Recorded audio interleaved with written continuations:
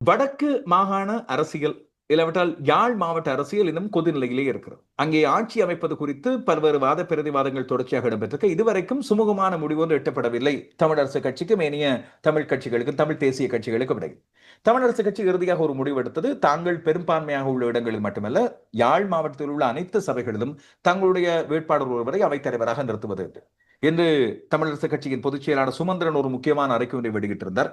தங்களுக்கு ஆதரவு வழங்குவதன் அடிப்படையில் தாங்கள் பெரும்பான்மை பெற்ற சபைகளில் தங்களுக்கு ஆதரவு வழங்குவதன் அடிப்படையிலேயே தொடர்ந்து நீண்டகால பயணத்தை தொடர்ச்சியாக இணைந்து மேற்கொள்வதா இல்லையா என்பது குறித்து முடிவெடுக்க முடியும் என்று தெளிவாக சொல்லியிருந்தார். சுமந்திரன் மிக தெளிவாக சொல்லியிருந்தார். யாழ்ப்பாண மாநகர சபை முதல்வர் தெரிவில் தங்களுக்கு ஏற்கனவே இணங்கியபடி டெலோ என்று சொல்லப்படுகின்ற தமிழீழ விடுதலை இயக்கம் ஏற்கனவே உடன்பட்ட விடயங்களின்படி நடந்து கொண்டால், இது தொடர்ச்சியாக இந்த கலந்துரையாடலின்படி அந்த விடயங்கள் நடந்தால் தாங்கள் தொடர்ச்சியாக பயணிக்கலாம்.